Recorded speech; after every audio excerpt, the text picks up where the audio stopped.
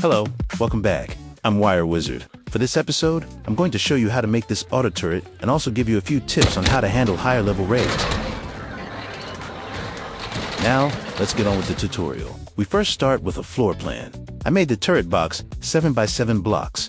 The extending arms on both sides are 6x3. The side protrusions are 4x3, and the center protrusion is 6x3. Now, we make a wall around the turret box.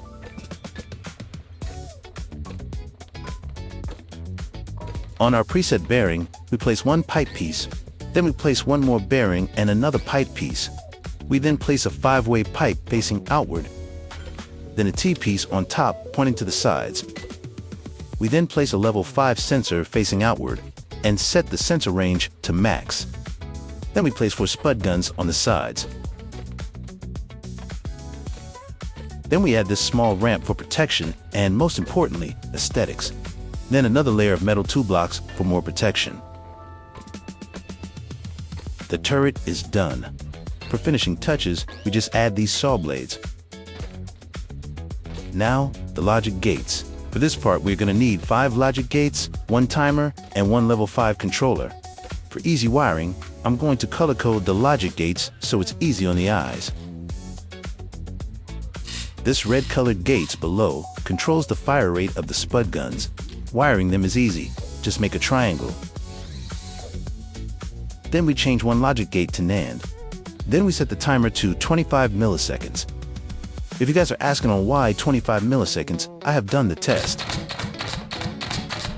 Changing it to 25 makes the spud gun fire faster. Now, back to the logic gates. We color the top logic gate as red. This will be the gate that controls on when the guns will fire. Right below it, we set this one to XNOR. For easy reading, we will set it to pink. This will be our pseudo aim gate so we can stay on the target. Then, just below the controller, we set it as blue. This will decide on whether the gun should swivel or not. Now, let's wire everything together. For your build, you're going to have a switch on when to enable the turret. You are going to wire this to the one red gate below, then the blue gate, then the other red gate up top. Then from the sensor we wire this to the pink gate. We do this again, but now wiring it to the red gate below. Then we connect the pink gate to the blue gate. Then we wire the blue gate to the controller. Then we wire the controller to both the lower and upper bearing of our turret.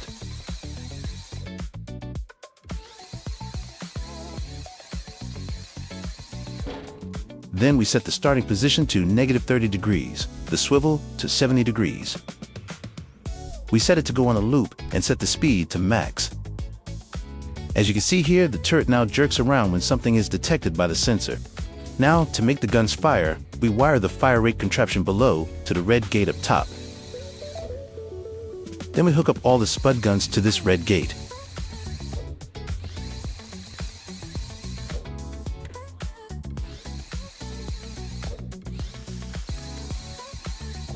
Then finally, we hook up all the spud guns to an ammo container.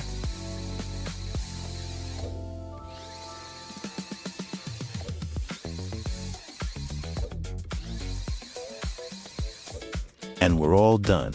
Time to test the turret.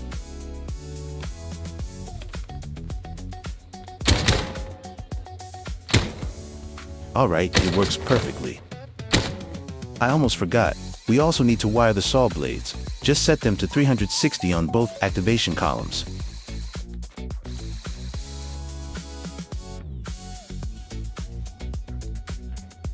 Anyways, if you see a saw blade spinning by themselves, just let it run for a while. It turns off after a couple of minutes. Now let's test it out on a really big raid.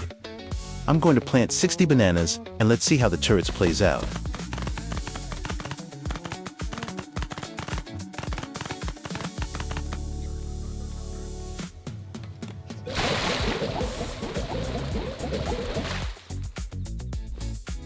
Oh shit, I forgot to set up some of the ice walls.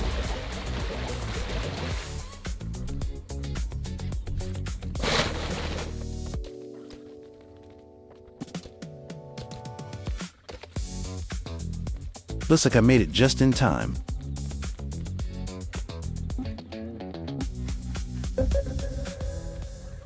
Okay, Raid tip time. Always look at the sky on where the bots will spawn. Once they spawn, always check for exploding bots. They usually die from just 2 shots. The rest, you leave it to the defenses.